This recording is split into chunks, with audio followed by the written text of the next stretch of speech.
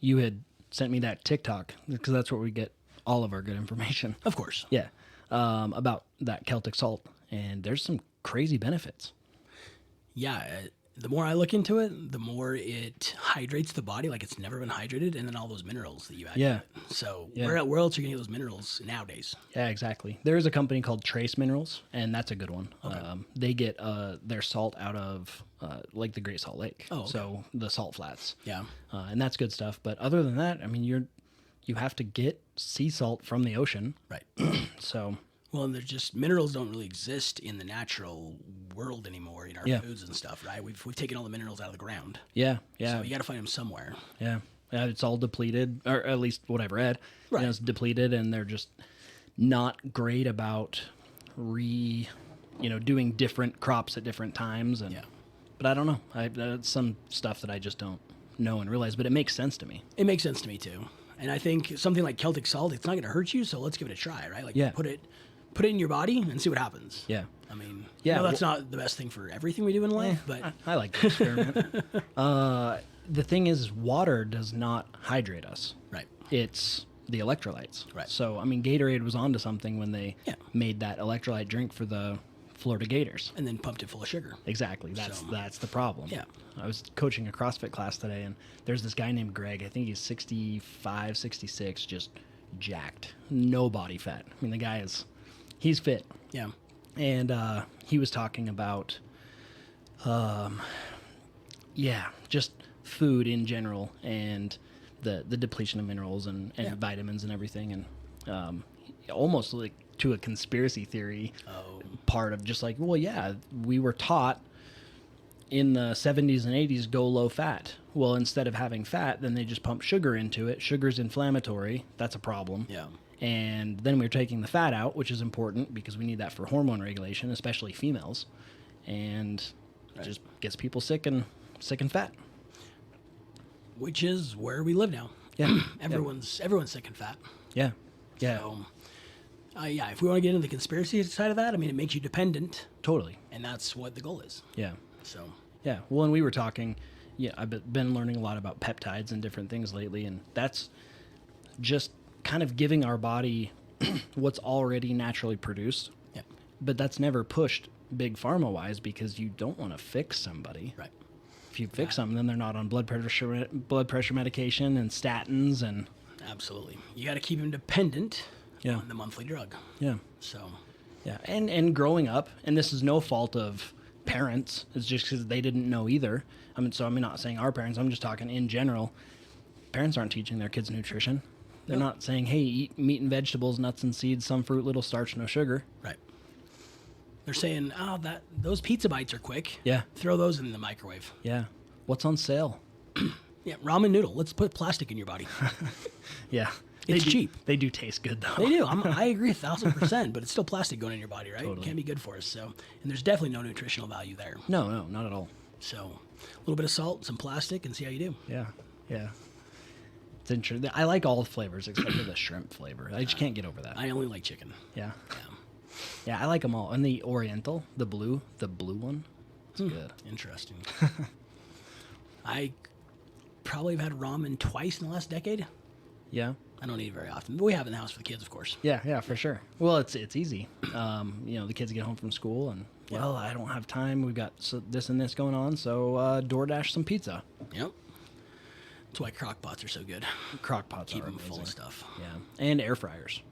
We don't have one of those yet. They're pretty good. Yeah. Kira's figured some good stuff out, and Stan Efferding went down with him in last spring, and he cooked us some food and just got a hamburger patty and threw it in the air fryer for 8 minutes at, I don't know, like 250 or something. Yeah. Just like perfect hamburger patty. Nice. So there are ways. Yeah, I'm sure. You just got to spend the time to learn it, and then you go from there. So, What's been good for me lately with sweets is that Ninja Creamy. So you pretty much take whatever you want. It could be high protein chocolate milk, or you could make a protein shake, and then you put it in the freezer for 24 hours, get it out, stick it in the Ninja Creamy, hit the button, and it makes you ice cream. It's amazing. and I don't like sweets. Yeah, see, I I don't wish. even crave them. Do you crave salty? Do you crave Yes. like savory stuff? Yes. Okay. So like Dots pretzels, Yeah. I would crave those all the time. Yeah. Even when I'm eating right, I crave something like that. Interesting. So Well, maybe adding that Celtic salt will change that a little, because then Possibly. you're getting more. It's like when pregnant ladies are yeah, they want dirt. Right. They're like, well, you're probably depleted of minerals. exactly. So Yeah, we'll have to try that and see. I don't really crave a lot anymore though. I actually crave like chicken and rice. I crave it. that's awesome. So yeah. That doctor that I've been seeing up in Driggs, she's really big on gut health and nutrition, and Okay. she talks about how we have so many different bacteria in our body that crave certain things. Yeah. That if you just get rid of those certain things for 6 weeks, you don't have those cravings Yeah. anymore. So it's the bacteria that wants the sugar. Well, it's like the sugar, right? So it's the parasite in the brain Yeah. that craves it, right? Yeah. Something along those Yeah. lines. So once you starve that parasite and it leaves your body, you no longer crave what it wanted to live Yeah. off of. So I gave up sweets early on, and not that I really even. I mean, I like Reese's peanut butter cups, but that's about it. Yeah. Oh, yeah. And I don't even like them anymore. Really? They're gross. Weird. Yeah. I tried one thinking, oh, I love these things, and they're gross. Maybe you got COVID and it changed your palate. Maybe. I probably got it 4 or 5 times. Yeah. I don't know. Reese's might be one that I just never Yeah. give up. I was fully expecting them when I had that Reese's egg, you know, because Oh, yeah. they're even better because Yep. they're fresh and there's more peanut butter. Yeah. Hated it. Yeah, the peanut butter to chocolate ratio on those are incredible. Yeah. I talked to Hershey's. That is why. Really They put more peanut butter in. interesting. Yep. And they're fresher because it's a holiday. Oh, okay. So those two things make them better. Yeah. Well, their marketing is on point, which is probably the problem. Yeah. They're like, hey, we added Reese's Puffs into these ones. Yeah, exactly. Cool. Like I need more of Yeah. that. Okay. You added salted Well, chips. potato chips. Yeah. Potato chips. Yeah, it's amazing. So, how long ago did you start to not crave those things? Probably around the first of the year. So I cut it out back last November, and probably around the first of the year, I didn't crave them anymore. In fact, I didn't purposefully. I purposefully stayed away from sugar. So if it was found natural in some food, I ate it. Yeah. But I purposefully stayed away from anything with added sugar until I had that Reese's egg in like April. Yeah. And so I hadn't really had anything like that for 5-6 months, and it was disgusting. That's cool. Yeah. So you've had a pretty significant transformation over the last couple of years. Yeah, definitely. So It's been a journey that I've tried to take many times in my life. yeah, So- which I think is a very common thing. I think that's just everyone experiences it, right? For the Yeah. most part, very few people don't go through some sort of a fitness journey Yeah. in their lives, and I think we try everything, and nothing ever works. Yeah, So we continue to try more things. for sure. Yeah, and I don't know if it's that nothing works; it's that we don't maybe give it the time that is required. And I will say this: whether we give it the time or not, what we don't give it is the mentality to make it successful. Yeah, So the last time I made the change, it has nothing to do, in my opinion, with the lifestyle changes I made. It had to do with simply my thought processes around that change. okay, I no longer, I didn't live and die by what the scale said. I didn't Yeah. live and die by the results. I lived and died by the process. Okay. Knowing that the process was going to be consistent no matter what the results were, Yeah. and that I was going to be happy with whatever results I got. And that was really the change for me, was the mental side of it. Yeah. So when people say, what have you done? I'm like, oh, intermittent fasting is great. The truth is, if I had the same mentality, the first time I got on the scale and didn't lose weight, I would have pigged out yeah, and said, screw it, I'm not going to fast for 18 hours. I'm going to eat all day long. yeah, So that was probably the change for me, was after all these fad diets, and I've tried it all. Yeah. I injected like a pregnant woman's hormones into my yeah. stomach. at The one point. HCG. Yeah, I did that. That can't be good for you. No. But I did it, and I did keto, and I did Atkins, and I did anything you could imagine. Yeah, And of course, none of it worked because I was in the wrong mental state. that makes sense. So I do want to get into mentality more, but bring us clear back, like high school, and high school on, like kind of that journey, because it takes some quote failure in order Yeah. to stimulate the success. Yeah. So I mean, high school, I don't think I was ever. I was probably a little bit chunky. Pretty, I enjoyed sports and stuff, so I was pretty active. Left to serve an LDS mission, weigh in, I don't know, but 190 probably. Yeah. Left the MTC, weigh in probably 210, because they have this like chocolate milk that you can So chew. good. Yep. It's amazing. So great. Went and served, was out for probably 18 months, continually gaining a little bit of weight, not too much.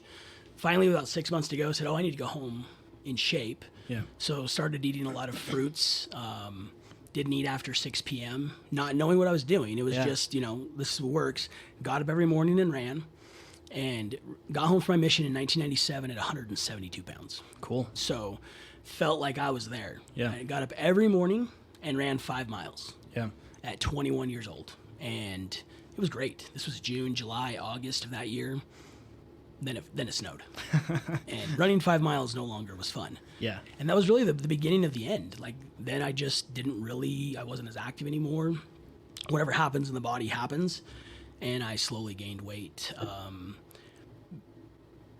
I couldn't tell you exactly where I was at each year. All I know is that the highest I got to was 340 pounds. Yeah.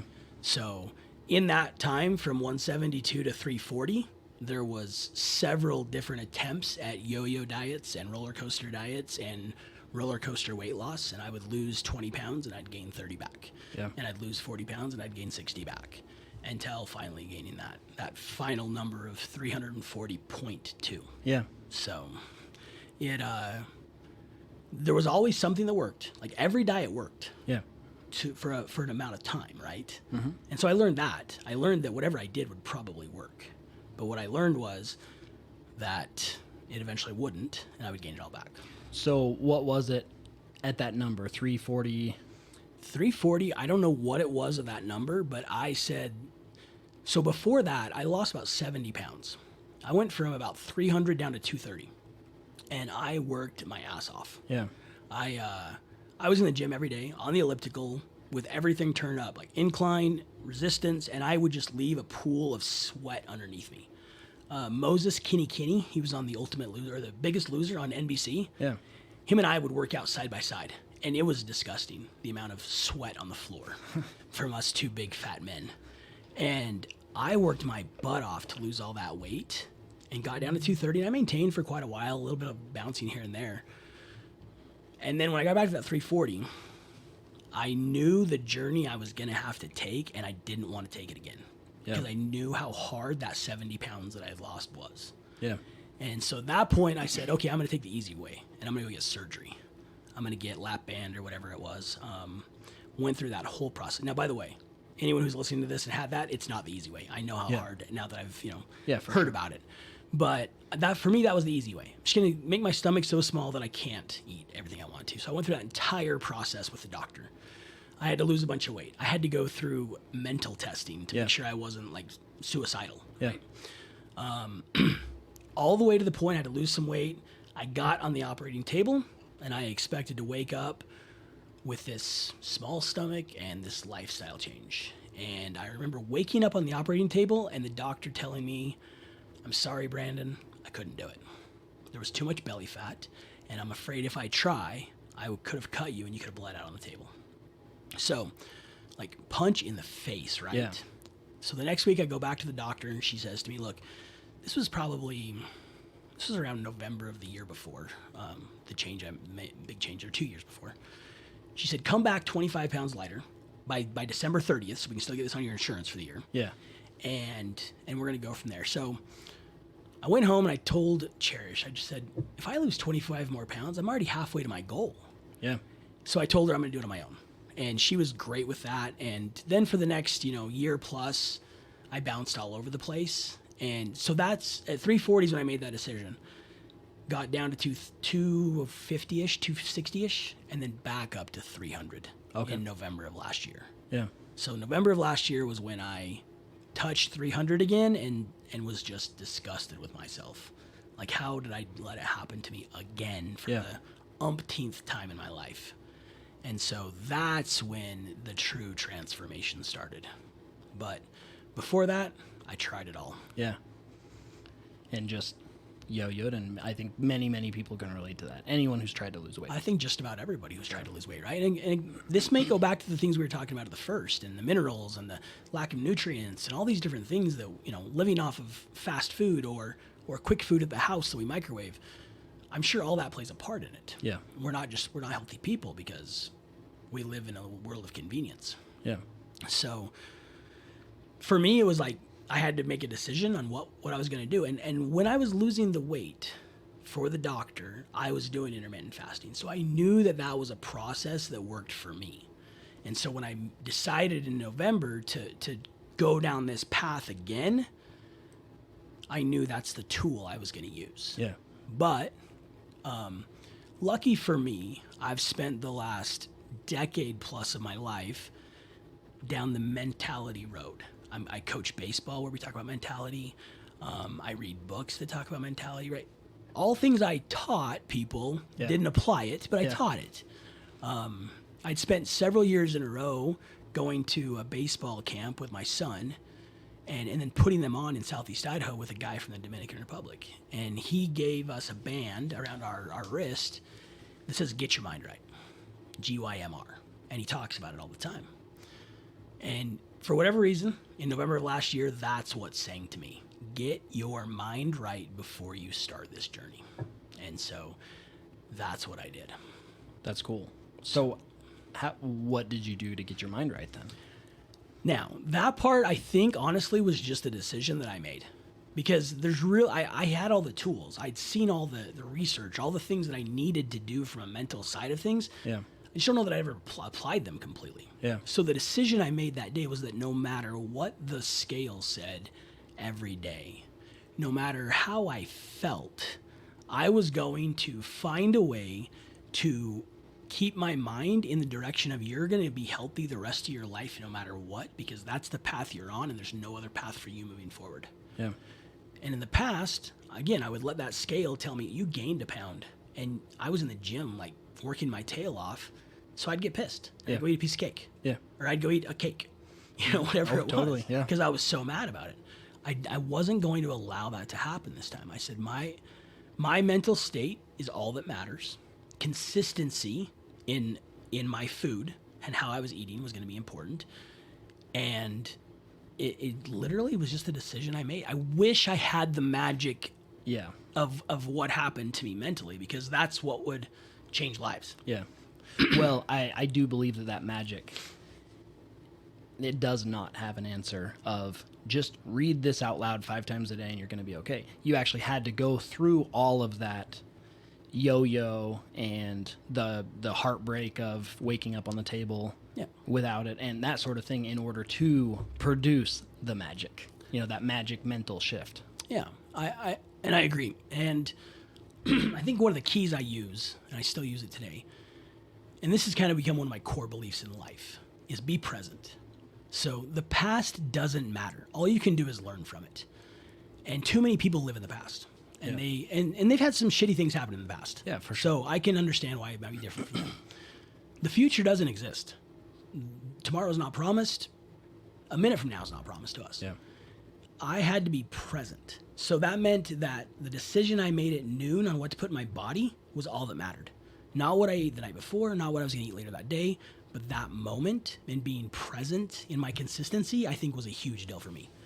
Because I wasn't jumping ahead to the next thing, and I wasn't looking back at the last thing. I was just making one decision, and that's all I had to make. And one decision to not eat until noon. And at noon, make the smartest choice I could make. If I planned accordingly, high protein, low carb. If I didn't, low calorie. Those are the only things I cared about. But I only had to make one decision. Yeah. And I think, if we want to get into the deeper side of this, that's really life. Just be present. And if you can do that, you only have to make one decision at a time. Yeah, that makes a lot of sense. Which is probably difficult to do in today's world when it's, hey, I sent you that TikTok. Did you watch it? Yeah. I was scrolling Instagram. Which is interesting because as I've gone through this process on the lifestyle change, I've also noticed like a couple of years ago, if you sent me a text, it was responded to in a matter of seconds. Yeah. If you sent me a TikTok or an Instagram, whatever.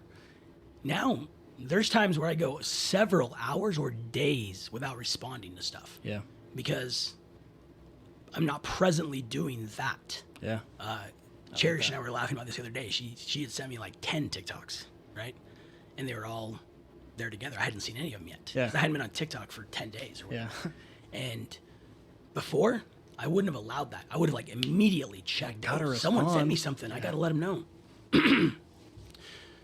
And I guess part of that is I care about me more now.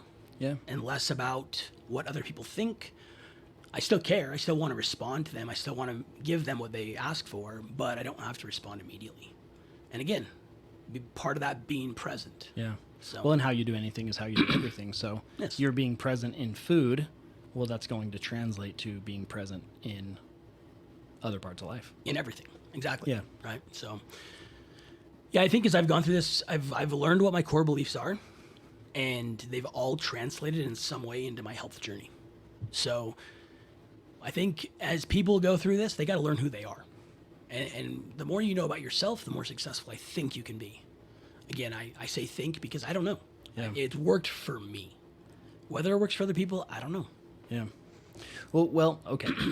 If you look at, I'm trying to think of all the mega rich people that I know. None of them are crazy overweight. Maybe a little tiny bit. Yeah. But I don't know. I mean, that might be linked right there. And then I'm trying to think of like church leaders. I don't know of any that are super overweight either. Like, I think it all translates. It's all there. If you're learning to take care of your body, you're now learning to take care of the vessel that holds our emotions and our mental state and our spiritual self and, all of that. Yeah, I mean, you're probably exactly right. So again, how you do anything is Yeah. how you do everything. And if I was always worried about responding and having answers, I mean, that happens now in just conversations. I don't listen to respond anymore. I listen to understand. Yeah. And if I can understand, then I can respond to you in a way that makes sense, which is probably going to be a question because I don't like to give you answers anymore. Again, all part of this journey and things I've always thought about and read about, but never done. So now, when we talk about emotional intelligence in conversation, it's about me gaining all the knowledge I can before I give you my response. And my response will probably be questions so I understand it even better until you just give me the answer that I'm probably looking for the whole time. Yeah. And I think that's just part of becoming a leader in everything we do. Yeah. And the first place I have to lead is myself. Yeah. Well, and that is also the natural coach in you.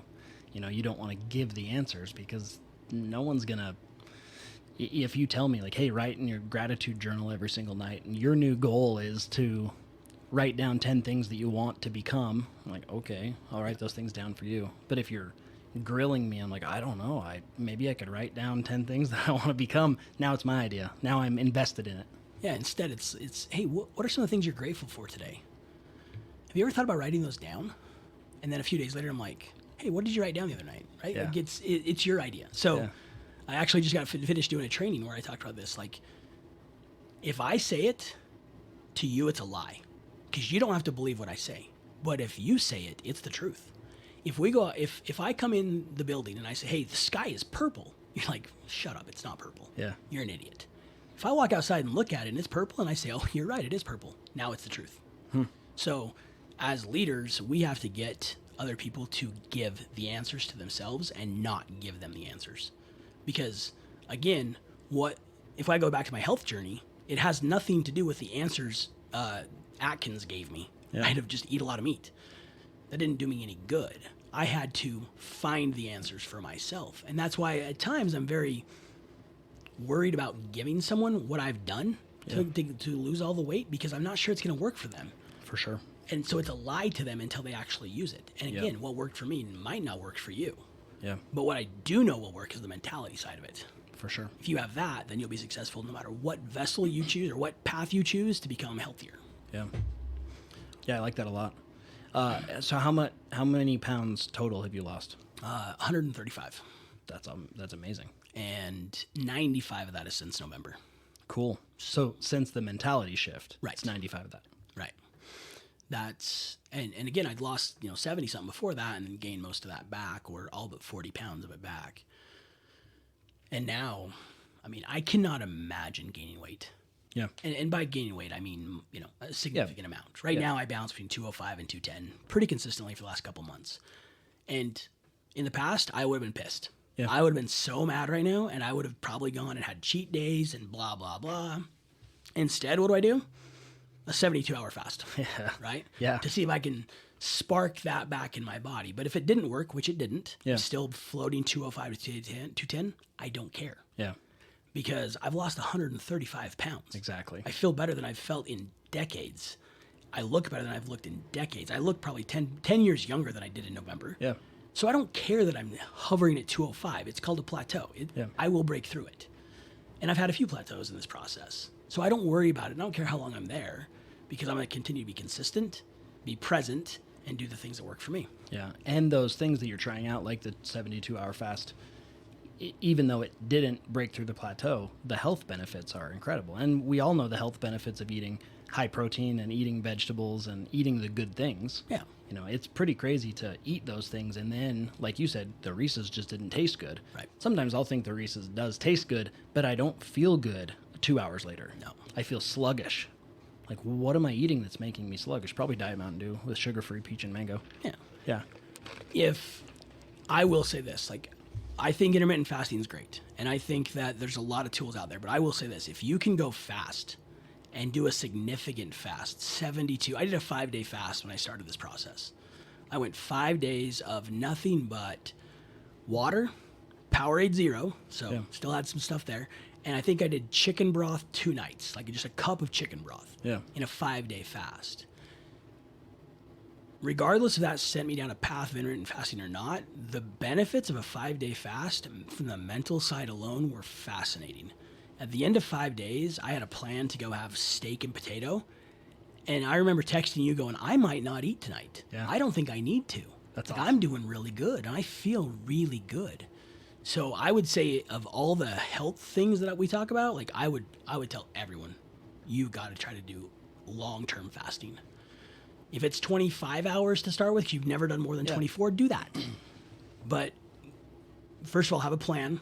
Second of all, know you're going to make it no matter what. Yeah. And then go do it. 72 hours, 96 hours, 20 days, whatever you're going to do, go do it. Yeah. Which I have a friend, Tom, he's done a 21-day fast. Which I'm fascinated by, and I can't wait to do someday. Yeah. But I got to be in the right mental state for Oh, that. for sure. Because I could say I'm going to go do 21 days right now, but there's no way because I'm not in the right mental state to 21 days. But I'm fascinated by that idea. I'm fascinated by the idea of a 40-day fast. People do it. Yeah. I know it can be done. Am I in the right mental state to do it? No. When I am, I'm gonna. Yeah. I think the longest recorded medical fast was like 390 days. Wow. So this guy checked himself into a hospital. This is back before, all the regulations and stuff that probably keep you from doing this. He checked himself into a hospital, and he only had water, and I do think there were electrolytes. Okay. So, Yeah. salt and that sort of thing. And his goal was to come out at like 180. And I don't remember how much weight he lost, but it was significant. I mean, I think he was over 400 pounds. Okay. And then he came out under 200. So, Wow. 180s, 190s. And his first meal back was a piece of toast and an egg. And he said, one, he forgot that food tasted so good. Yeah. And two, he was insanely full. Oh, I'm sure. After an egg and a piece of bread. Yeah, I'm sure. And again, in a world of convenience, our stomachs are huge. Yeah. Because I can get food anytime I want. If we go back to, the Wild West, you ate when you could. You ate after you did your chores in the morning and then sometime at the end of the night. Yeah. That's all so your stomachs weren't, you couldn't even eat enough calories to Yeah. gain weight. And now I can just sit in front of the TV and eat 74 bags of chips if I need to. Mm-hmm. Right? So our stomachs are just such different vessels than they used to be. And that's a big negative. Yeah. Because now, if I go have a steak and potato, I can't finish it.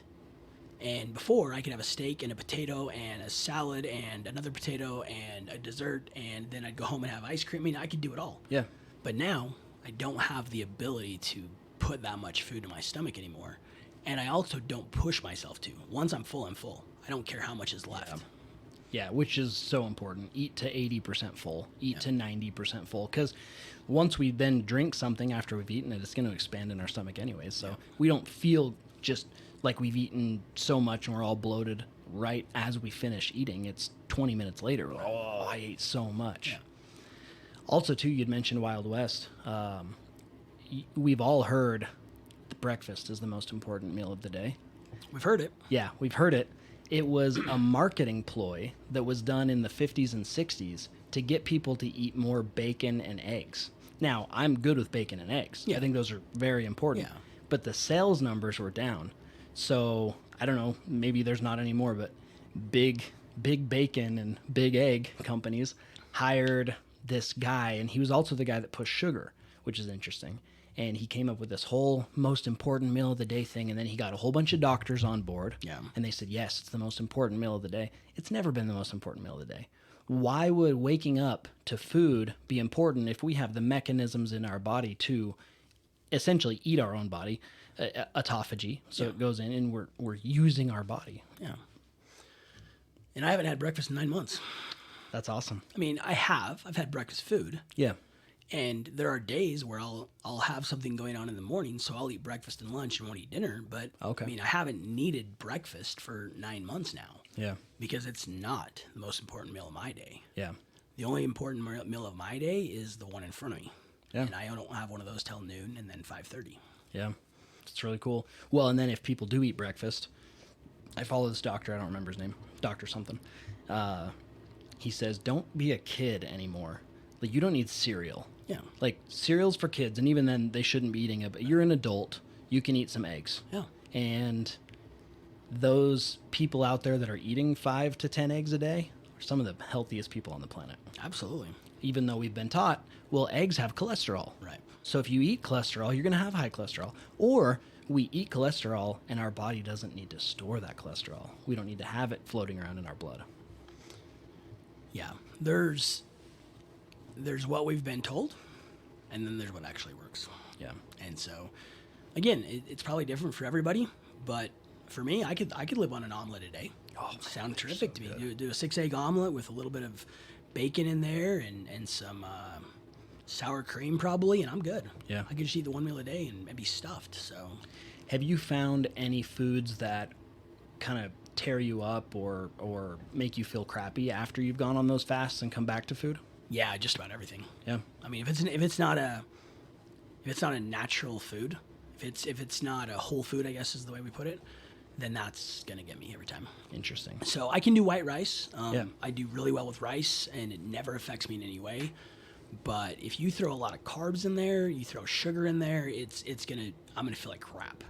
So I break my fast usually with a steak, or I'll do steak and rice, or chicken and rice, and that's usually how I break my fast. Cool. Yeah, well, rice digests so well. In the vertical diet, Stan Effring's diet, white rice and sweet potatoes, they're a staple. Okay. Like, that's really where you get your carbohydrates. But I've heard white rice is so bad for me, so Well, yeah, it's tough. Who knows what to believe, but I believe my body. That's yeah, what I've gotten exactly. to the point. So I Yeah. do really, and I crave it. I crave chicken and rice every day. I crave steak and rice. Like, that's it. I don't crave anything else. that's cool. Yeah, no, I think that's great. I mean, with white rice, you're not getting nutritional content out of it. But you're having an easy digesting carbohydrate.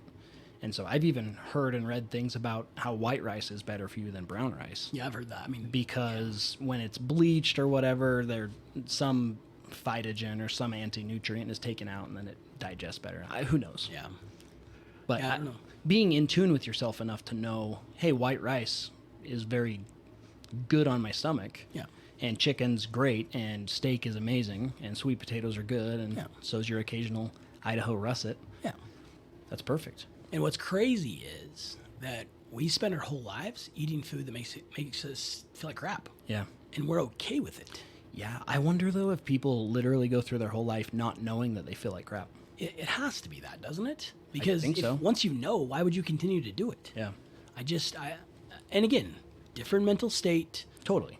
whatever works for me, but I'm not going to go eat something now that makes me feel like crap.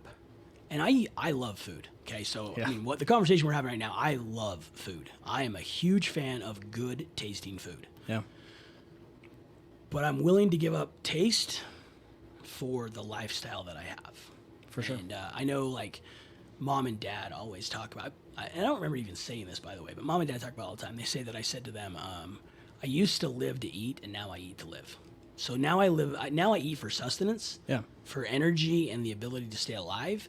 And before, I used to be like, oh, my next meal, what can I have? Ooh, this looks good. Yeah. So I'm the leanest I've ever been, but I still live like that. I mean, I'm thinking just barely. I was like, ooh, what can I have? I'm going to go over to the pit barbecue, and then tonight I'm going to go elk hunting. So what do I get on the way there? Because I'm still there. Interesting. Yeah. But now we live completely different lifestyles. I mean, you are way into fitness and you're always working out. I don't really go to the gym. Yeah. So that's the other part that blows people away, right? I've lost 135 pounds and I don't go to the gym. Yeah. I go on when I'm doing good, and it's not every day. I try to do 3 10-minute walks a day. Cool. Something I learned from you, right? That's it. I mean, I've lifted lately. I've started thinking I need to build some more muscle and stuff. But I also have this mental block with lifting that I always feel like I stop losing weight. And I haven't overcome that mental block yet. So I think by lifting and seeing myself stay at the plateau, I'm thinking to myself, oh, here we go again. Yeah. Now, it hasn't been so bad that I've quit eating right, but I've sure. quit lifting again because I'm like, come on. Even though I know that muscle weighs more, blah, blah, blah. Yeah. Well, but it's hard. It's a tough thing, especially when you are now associated with it. You've had a past in it, so you know, hey, when I lift, I don't lose weight. So that you got that mental block. Yeah. But this might also be a good opportunity to go, hey, I'm going to be consistent for 6 months no matter what, and I'm just going to do it because I know that gaining muscle is important, and I know being strong, so that I'm not the 90-year-old that's fallen and can't get off the floor. Right. And yeah, but that will come. It doesn't need to be right now. And it's like you said, it's back to those same ideas that I've talked about with nutrition. It is be consistent, be present, right? Those things. If I can translate that into the next part of my weight loss journey or my fitness journey, then yeah, it's going to work. I have no doubt. Yeah. I just haven't sold out to that yet. For sure. From a mental standpoint. So there'll come a time. Yeah. I have no doubt about it. Because that's part of the journey that I know I'm taking. So we'll see when that happens. Yeah. What have your blood markers done? No idea. Okay. The only thing I don't go to the doctor. I've always been super healthy. I hate the doctor. I think they're a waste of my time. I went probably 8 to 10 years ago with just headaches all the time. And come to find out, my blood pressure was through the roof. The doctor said, I need you to go pick up this prescription right now. I need you to take one and come sit in my office until your blood pressure comes down because you are borderline going to have a heart attack. Wow. So I drove to the Brolums in Rigby. I took one. I went and sat back in his office, and it brought my blood pressure down to a level where he was happy and allowed me to leave. Yeah. I don't take blood pressure medication anymore. That's awesome. Not because my doctor said anything, because I don't need it. Yeah. No, I don't. I have it, and there's been a time or two where I've felt like, this kind of tension headache's coming, and I'll take half a pill or something. But I don't want to be dependent on it for the rest of my life. For sure. And that's why I'm looking at the Celtic salt side of things, because maybe that will help translate the last little bit of blood pressure that I seem to still have a little high at times. Maybe that'll take care of it so I don't have to go down that drug road anymore. Yeah. It would be cool if you could find some past labs. Like if you've ever gotten labs done and then go get labs done again and just look. So I talk a lot about Stan Efferding because that's where I've learned most of the nutritional stuff that I teach. And he will post things like a blood pressure of 111/70. And he said, this is the PRs that should matter, the personal records that should matter. Yeah. And he'll have pictures of people that have lost a significant amount of weight, and their blood markers are there, and then also blood pressure and what it's done throughout time. And it's crazy because we don't need, obviously, like, people should talk to their doctor and go to the doctor and do all that. But in my opinion, we don't need all of those drugs. We just need to be feeding ourselves and actually giving ourselves nutrients and sustenance so that our body can regulate itself. And our bodies are insane healers. They want to heal. And I don't have a lot of like my own thoughts, so I always have to bring up other people. So that doctor in Victor, she turned me on to this book about how your body tells you everything. So if you have high blood pressure, it doesn't mean that you have high blood pressure. It means you're not doing something right for your body. And she's like, have you ever just sat in silence and asked your body what it needs? I'm like, no, I have never done that, ever. Like, not even thought about it. And she's like, well, you need to start. You need to sit there and ask your body what it needs. Like, oh, you're not sleeping very good at night? What does your body need? I don't know what it needs. In my mind... You need sleep. Yeah, exactly. In my mind, it's my mind. Yeah. She's like, well, it might be your mind. Or it might be your body. Interesting. Yeah, kind of cool. Yeah. Well, our bodies definitely tell us a lot. There's no doubt about that. Especially like with food. Your body tells you everything you need to know about food. I think that's why it's crazy, like all the different things that people go through, like gluten intolerance and I'm allergic to this, I'm allergic to that. Are you? Like, is that really a thing, or is that just like proof that none of us should be eating the things that are making your body feel that way? Yeah. You know, is it really intolerance, or is it just the fact that it's not good for you? Like, and not that you're allergic to it, it's not good for us. And, And I don't know. I'm not gluten intolerant, so I couldn't really say what that looks like. But I can tell you this: eating a lot of bread makes me feel like crap. Yeah. So I can't imagine anyone feels good eating a lot of bread. No. So I think it's all we need to know. Yeah, there's some really cool stuff coming out now too. There's something called a Dutch panel, and it's let's see, it was the Dutch panel. Yeah, I think it was the Dutch panel. So you wake up and you pee in a cup, and then you put this thing in your mouth like a swab, and you label it exactly what time you urinated, and then when you put that swab in your mouth, and then you do it 30 minutes after you wake up, 60 minutes after you wake up, then you do it from 11 to noon, then you do it at 5 and 6, and then right before you go to bed. And it's telling you testosterone and estrogen and cortisol levels and everything throughout the day. So before we'd go get a lab done, and they're like, oh, well, arbitrarily at 11 a.m., here's your testosterone levels. Right. Well, now they're able to see and trend it. And then there's another one, and I wish I knew the name, but I can try to find it, and I can link it in the show notes. And it's a stool test, and it's weird to poop in a cup and then scoop it out, but it tells intolerances, and it's pretty dang accurate. So I was on the phone with this, or on the Zoom call with this doctor, and she goes, "So you look like you have red hair." I'm like, "Well, it's kind of a red beard, but you know, it's more blonde and kind of turning brown." She's like, "Okay, well, it's the same thing. And it looks like you have blue eyes." I'm like, "Yeah." She went, "I'm just going to guess you're of Northern European descent. And that being said, you probably have a pretty significant gluten intolerance." I was like, I don't know. I feel pretty good eating gluten." And she's like, "Well, you know, maybe give it up for a while and then try it again and see what happens." And then we do these tests, and I haven't got them back, but I'm very curious. Interesting. And it's essentially like there are certain places that you come from that have intolerances to certain things. And she's a pretty good doctor, and she does this stuff and has seen these trends. So she can now just look at someone and go, "Oh, Northern European descent, you probably should cut back on the gluten." And then she'll say, because we have so many neurons in our digestive system, we have more neurons in our gut and our digestive system than we do in our brain. So if we're not feeding it the right fuel, well, now those connections are dysregulated. So we have autonomic and sympathetic nervous system dysregulation, and we've got all these, medical problems. Well, maybe if we ate the right food, we wouldn't have the medical problems. You've got Hippocrates. He's the father of modern medicine or whatever. He said, "Let food be thy medicine." Yeah. Pretty cool.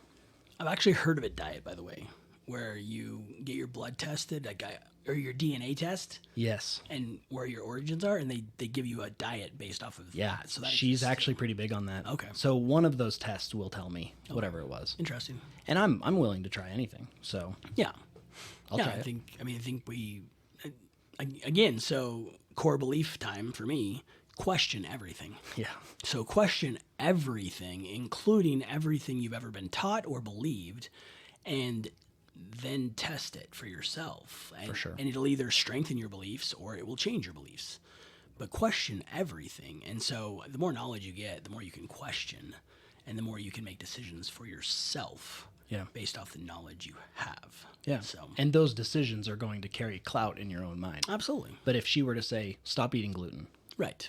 well, I don't want to stop eating gluten. Don't tell me what to do. Yeah. But here's a test, and you tested that you have a gluten intolerance. Yeah. Which I didn't know this either, but if somebody never ate gluten, they would never get celiac.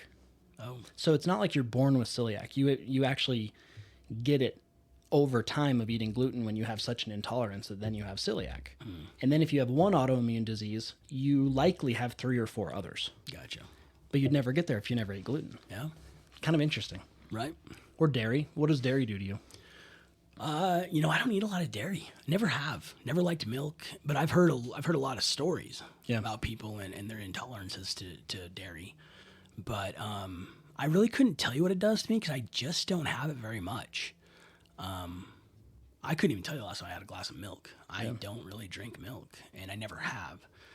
I guess I'd have it in cereal once in a while. If it had enough sugar in it, it probably tasted good. I don't know. Yeah. That's some of the best milk after Fruity Pebbles and Trix. Exactly. Yeah. I mean, they should just make milk like that, right? I think they do now. They probably do.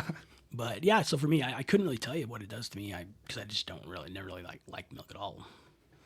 I think it's because I grew up with skim milk in the fridge, so I didn't touch the stuff. Oh, yeah. Yeah, that light blue crap. Yeah. So I know you're living more in the present moment, but you are still a goal-oriented person. So what are your short-term and long-term goals with all of this? That's interesting because I actually don't have any goals that are in the future. Cool. It is literally that today at 5:30 I will eat the right food for my dinner and I won't eat after that. I guess with that being said, I would like to get.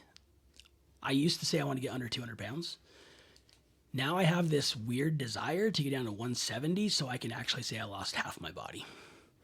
That's cool. So it's not necessarily because I think 170 is a magical number for me, but I'm like, if I lost half my body weight in the last couple of years, I think that would be a pretty impressive thing to do. Yeah. I do want to lose another 5 or 6 pounds by November so I can say I lost over 100 pounds in a year. For sure. But none of those things are like necessarily things I'm shooting for, just kind of hopes that I have. But I don't really have any long-term goals. And that, I'm not saying that's a good thing or a bad thing, right? Yeah. It's just the way I am. But my first goal at this point, so short-term, 199. Yeah. I really want to get under 200 pounds for the first time since I couldn't even tell you when. Yeah. Probably like 1999, somewhere in there. So a quarter of a century ago. Yeah. I think it'd be cool, but 6 pounds really doesn't matter. For sure. Like it doesn't make a big difference to me. And if I don't ever get down to 170, it's not a big deal to me either. I just want to continue to be healthier. And so, while I haven't lost any weight in like 2 months, I know I look thinner. Yeah. And I think part of that is my body has adjusted, my skin's probably tightened up and some stuff. But I have people every day go, "You're still losing weight." I'm like, "No, I'm not. I haven't for 2 months." Yeah. But I think that things have changed in my body to get used to being that much lighter, and so it looks like I've gotten thinner as well. Yeah. So, but I don't know. It's maybe I'm weird. I'm probably super weird, and that's okay because I'd rather be weird than normal. But I just don't have a lot of goals. No, I think that's great. Because I say that's great because of the present that you're living. Because I think that's something that's missed. I mean, I know I've missed it. I've been way more present lately than in the past, which has helped me overcome many things. Yeah. But that's kind of cool, actually, that you just live so in the present. And you're like, well, for me too, like sometimes goals are just setting yourself up for disappointment. yeah, And I get it. Like shoot for the stars, land on the moon. That whole mentality, I get it. Like you want to be great, and I think that is great. I think if I were to give you like my long-term goal in life, I want to leave a legacy behind. yeah, I want to know that when I'm gone, the things I said, did, and taught to other people continue on, and that they're different people because of our time together.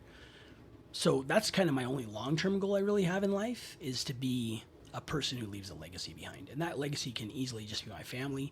It can be just some people I've worked with. I don't really care. Yeah. Kids I've coached. But I want there to be some sort of a legacy there. yeah, But other than that, if I set the goal to be 199 by next week and I'm at 201, that is just... yeah. It's mentally wrecking. Now, with that being said, you have to celebrate all the wins. Yeah. And that's a different mentality that I've gotten as well. You have to celebrate everything. Every little win has to be a celebration. And I remember probably, I don't know, 10 or 12 years ago, I went to a seminar, and, you've already given one quote by him, so Harv T. Eker, Yeah, or T. Harv Eker. We had to take an arrow, and we had to write on it our fears and, like, what held us back. And then you had to put that arrow on the soft part of your neck. And you had to walk through that arrow and explode that arrow and hug the person holding on the other end.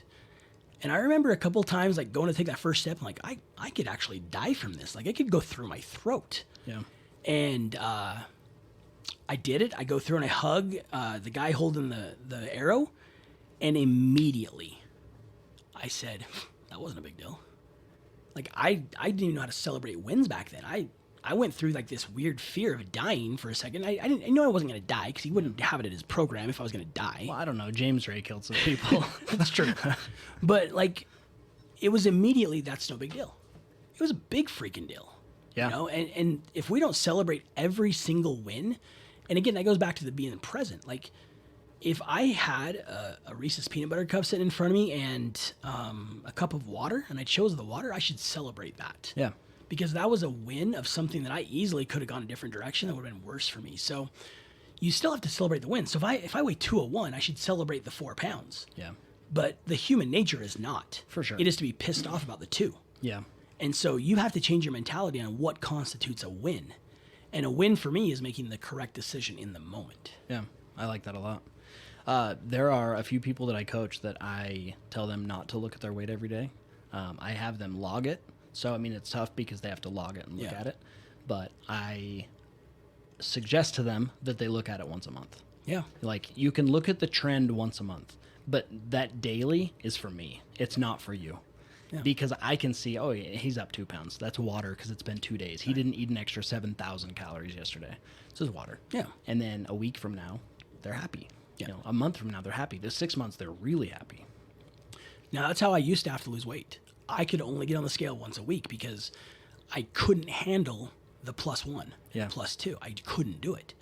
And I remember you for a long time, you told me, get on the scale every day. I'm like, no, I'm not doing that because I'm not going to handle the disappointment well. Yeah. And now I get on the scale every other day. Cool. Because that's what fits for my current journey.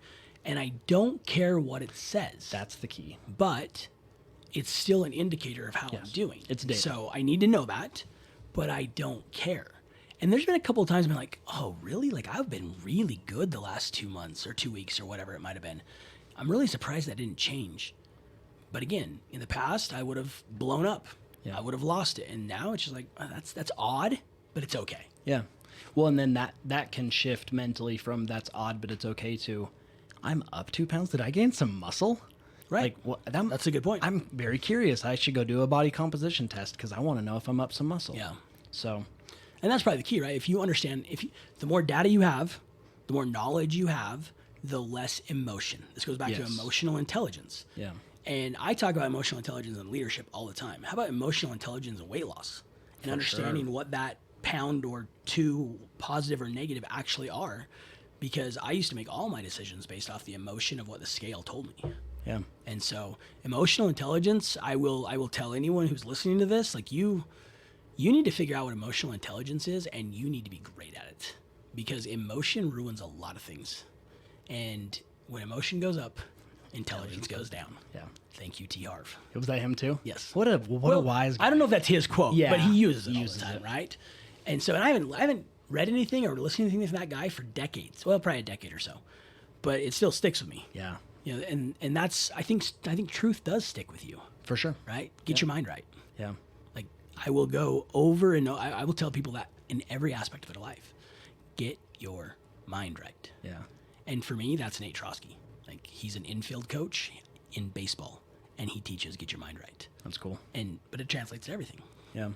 I'll say how you do anything is how you do everything quite often. And we had an individual that we know, and they were like, that quote is not true. Like, it's not true in my life. And I'm like, well... just because you haven't learned it yet. Yeah. You know, it is true. It's a very true principle. It's just, then you got to look at everything. You got to look at your relationships. You got to look at your, how you are as an employee. You got to look at, and then you start to look at it and you're like, oh yeah, how you do anything is definitely how you do anything. So much truth to that. And I will even say, relationship. Like, Cherish and I are in a better place than we've ever been. And I mean, that's probably because I was a jerk for a long time, and I've finally figured out to be more present, to be, in the moment when I can, to actually show her that I care. And again, that's a byproduct of a mental state that I put myself in to lose weight. Yeah. So again, how you do anything, every aspect of my life is currently better than it was in November. Yeah. Not because I lost 95 pounds, but because I changed my mentality. I like that. That's powerful. That's good stuff. It can be, right? Yeah. It can be very powerful if we can figure it out. Yeah. Again, I wish I could just tell people how to change that mindset. But everyone's so different. Yeah. And their background and their upbringing, it's so different, right? Everything about your childhood made you who you are. Yeah. Your socioeconomic upbringing, the amount of love that was in the home, the way your parents treated each other, the friends you had, the teachers you had, all of that made you who you are. And it now makes you learn and see things differently than the rest of it. It's all about perspective, right? Yeah. I can't change someone's perspective necessarily until I completely understand them first. And the first person you have to understand is yourself. Yeah. And I think when you get to that point, that's when you can start to make changes. And then you just hope that something you say helps someone else make that change. Yeah. Which it does way more than we believe. You know, I mean, I know there's been people that have reached out to you. They're like, hey, how are you doing this? Yeah. Like, this is incredible. Or, you know, there was one or two that was a group in between both of us. Yeah. It was like, hey, guys. And I'm like, well, hey, I can teach you some nutritional stuff, but you got to talk to Brandon about the mental side. Like, But again, how do you teach it? exactly. How do you It's teach tough. the mental side? Because if I could do that, and I'm talking in everything now, so like coaching, if I could teach my baseball players the mental side of the game, they will be 1,000 times more successful. And all I can do is give them the tools. Yeah. They're the ones who have to figure out how that works for them. If I can give you the mental side of a weight loss journey, all I can give you is the tools, the be present, the be consistent, those things that I've done. Now you have to figure out how to make that a mental change. Yeah.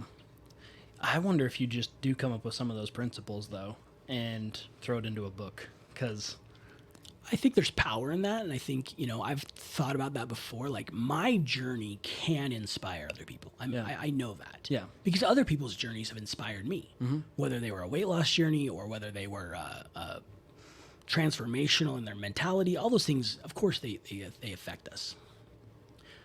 But the key is, like, how do I take the principles and the tools that are effective to me and make them effective for other people? yeah. And that I don't know exists. Now I think you can pretend like it does. Yeah. And you can go sell a book based off of your Yeah. what you pretend. But the truth of the matter is there's not a book that either of us have read that has changed our lives. Yeah. But there's some concepts in those books that we've taken internally and now made it a bigger deal for us. Andy Andrews, you know, one of my yeah. favorite of all time. So good. You read an entire book. I don't know. So if anyone's never read this book, I'm about to ruin it for you. The Final Summit. At the end, it's 2 words. Yeah. It's 2 words that matter. And if you don't do something, then everything's going to end and ruin. Yeah. So do something. So I guess that's, you know, did that book change my life? No. But in November of this year, what did I have to do? I had to do something. Right? And for me, that was mental change. And then diet after that. So we can pretend like the things that are in a book changed our lives, but they didn't. They just gave us a tool. And then if we decide to use that tool, then it can change our lives. So I know there's more to it. I know there's something that can get people to that state. I just don't know what it is. Yeah. But you see it all the time. Yeah. But you're right. It's very individualized. And the successful people all have it. yeah. But how did they get it? Yeah. That's a good question. So Yeah. When I was in, I was probably middle school, one of our neighbors called me a fat ass. And I just stopped eating for a summer. yeah. I'm like, that, although probably wasn't, you know, didn't change my complete trajectory on life, then I look at it and I'm like, maybe it did. Yeah. Because, I mean, that's my life now. Yeah. It's all health and fitness, Right. which is really interesting. And you didn't know what you were doing. No. But guess what you're doing? Fasting. Yeah, exactly. Yeah. Like Yeah. you had no purpose behind it other than like, I'm not gonna be a fat ass. Yeah. But I mean, you knew what to do. Yeah. Yeah. So innately, maybe our body knows. Yeah, We just need to think ask does. it. I think it does. How often do you eat because it's time to eat? Yeah. Not because you're hungry. Yeah. Not because your body needs nutrition, but because it's time. They told me I was supposed to eat at 8 a.m., noon, and 5 p.m. because that's the most important meal of the day, the lunch, and the family dinner. Yeah. What if you're not hungry? And what if you are hungry, but you only needed a few bites, and then you felt good instead of eating all of it? Well, there's starving children in China. They're So eat that plate. No, that's Kira's biggest takeaway in that 3 days was that she wasn't really hungry, but she just felt like, oh, I'm in the kitchen. so I need food. Yeah. It's like, it's just a habit. Like Yeah. eating is just a habit. And then you think, like, how much money did we save in those 3 days by not eating? And how much time did I gain? You know, if I'm eating 3 hours a day, Yeah. well, now what if she's working on wedding videos? What if I'm doing a podcast? What if I can coach a class? What if I can market the business a little more? Absolutely. Pretty crazy. Yeah. If you figured out the money side alone, a 3-day fast once a month would be very beneficial. Yeah. Yeah. Very beneficial. Take that money and put it in Bitcoin. There you go. There you go. Or see if Elon will give you some more of what he's giving away. But What's he giving away? Bitcoin. Oh, I didn't know he's It's giving all away over Bitcoin. It's all over Twitter. Yeah. They all think he's lost his mind. Interesting. Yeah. Figured he'd give away Shiba Inu or Well, Dogecoin. That's what I'd give away. Yeah. But yeah, so I mean, I don't know, in a 72-hour fast. So for me, that's 2 meals a day, right? Because I don't eat a third meal. Yeah. And you figure on average, you're spending $10 to $12 for food, even if you're not eating a lot. So $25 a day for 3 days, $75. $75 that you could do what with? Go buy a book Yeah. that would help you a ton. Go give it to someone who can't afford food. Like, just go drop groceries on their doorstep that they have no idea where it came from. Because I'm a huge fan of being the silent donor. Yeah. I think that if you can give and not get any credit, that's the life we should all live. Yeah. But you could do all that once a month if you just decided to listen to your body. It's pretty cool. It is. I like it. So just finishing up, and you've kind of said it, so it's probably just repeating, but what are 2 of the biggest lessons that you've learned throughout this journey? Be consistent. Be present. Because if I'm consistent, then I know that the success will come, however I define it. And if I'm present, I only have to make one decision and not a decision for the next 30 or 60 days. I only have to make the one decision right now in this moment on whether or not I should eat that or drink that or do this or do that. I really believe those 2 principles for me are life-changing. Be present and be consistent. And I think that translates to everything you do. If you're present, again, that's an easy one to me. Consistency, if you kiss your wife goodbye every day before you leave the house, even if you don't want to, because you got in a fight last night, but consistency, right? It's going to make that relationship better. If you go to the gym every single day and do whatever you're doing, whether it's cardio or it's building muscle, and you do it every day because you're consistent, not because you know there's a result coming, over time, you will get all the results you're looking for. But being consistent in whatever you choose has to stick, because a week of doing something and then quitting because it didn't work is not being consistent. Yeah. So I think those 2 principles really, for me anyway, are the 2 that I now look at as life-changing principles and really staples in my life that I believe in, along with question everything. Yeah. Yeah, for sure. No, I really appreciate that. I think that's such great advice. And I would imagine that making that present decision makes the next decision a little bit easier. I definitely agree with that, because even if the current decision was the wrong decision, it makes the next decision easier, because I know that what I ate didn't make me feel good. So the next decision, the next be present decision, it's easier to choose between the good and the bad, because I don't want to feel bad again. I want to feel good. So I think you're right. Even if you make the wrong decision in the moment, the next decision is easier because you know how the wrong decision made you feel. That's cool. I like that. Net positive decisions. Yeah. So it might have been a bad decision, but it was a net positive. Absolutely. It's cool. Okay, well, we need to do this again at possibly 170. Sounds good. We'll see where each day takes me. Yeah. And maybe 180 is the magic number. Maybe. We'll see where it's at. But yeah, always happy to sit down and talk, because that's how we figure out a lot of things in this world. Yeah, I agree. Mastermind.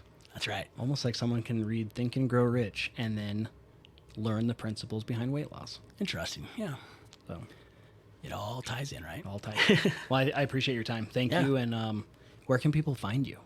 I mean, do you maybe that doesn't even matter to you? It doesn't. Okay, cool. Yeah, it doesn't. But I got Instagram, Twitter, and Facebook, and I don't really use them for much. I mean, Facebook is a way to connect with people I've known my whole life, and I Yeah. share that journey on there Yeah. because I hope it helps somebody. But really, other than that, you know what? I hope you just see me in the street. And Cool. That's good enough for me. Cool. That's awesome. I appreciate it, and we'll see you soon. Thanks.